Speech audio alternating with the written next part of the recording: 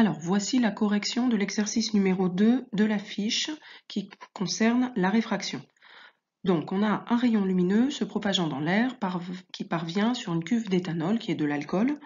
Alors, il forme un angle d'incidence égal à 40 degrés par rapport à la normale. On nous donne les indices de l'air et de l'éthanol.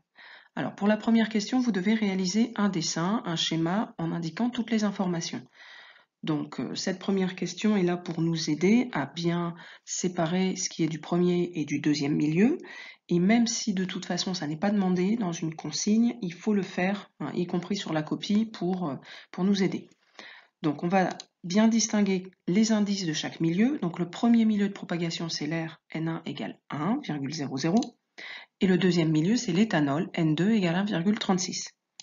Donc, on a un rayon qui arrive sur un point de la surface. Alors par ce point qu'on appelle I, le point d'incidence, on trace la normale qui est déjà tracée ici. Et on peut représenter déjà le premier angle, donc I1, qui est représenté par rapport à la normale, attention, donc qui vaut 40 degrés. Ensuite, le rayon se propage dans l'éthanol. Alors ici, je vais représenter l'angle I2 qui va être un peu plus petit.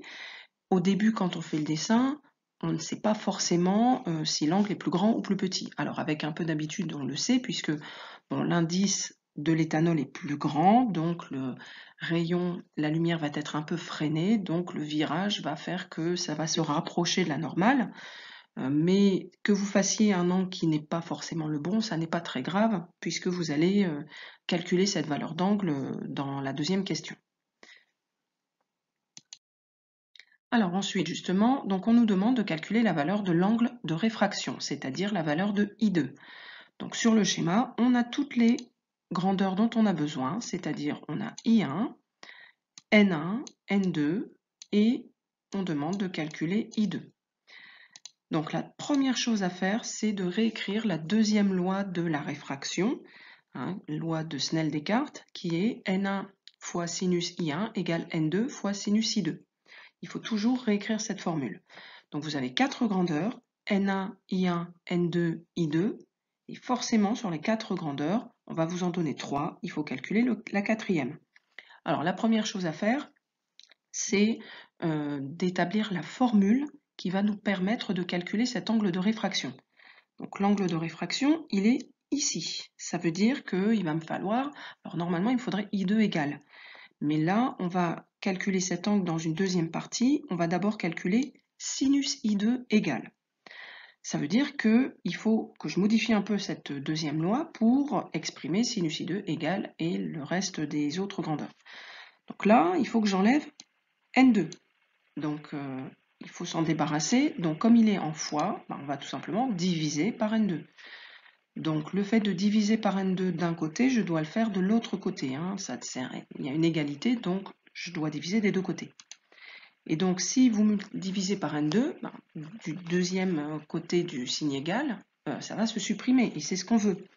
Donc on va obtenir sinus I2 qui va être égal à ce qu'on obtient ici, hein, puisque là il me reste que le sinus I2, N1 fois sinus I1 divisé par N2. Donc quand vous avez cette formule, vous calculez en remplaçant chaque lettre par la bonne grandeur. Donc le sinus de l'angle, il n'y en a qu'un seul, donc on ne peut pas se tromper. Par contre, une erreur fréquente, c'est d'inverser les indices. Hein, donc faites bien attention, N1 est au-dessus, d'où l'intérêt du schéma. Donc je vais mettre 1 au-dessus et N2 est en dessous, donc 1,36 en dessous. Donc si je remplace, ça me fait 1 fois sinus 40 divisé par 1,36. Et ça doit donner 0,473. Alors attention, quand vous tapez ce calcul sur la calculatrice, il faut absolument que la calculatrice soit en mode degré. Donc sur la TI 83, ça va être marqué degré en haut, hein, et si ça ne l'est pas, vous n'obtiendrez pas cette valeur-là de toute façon, et il faut aller dans mode pour choisir degré. Alors une fois que vous avez le sinus de I2, eh ben, on va calculer l'angle qui donne ce sinus, et pour ça, il faut faire sinus moins 1. Alors le sinus, hein, pour y accéder sur la TI 83, il faut taper sur la touche trig, qui est une des touches au-dessus du chiffre 7, et vous avez le sinus, donc il faut faire entrer, c'est le premier, et vous avez sinus moins 1 qui est juste à côté, hein, c'est le 4. Donc il faut taper sinus moins 1 de 0,473. Et si la calculatrice est bien en degrés, ça vous donnera 28 degrés. Voilà.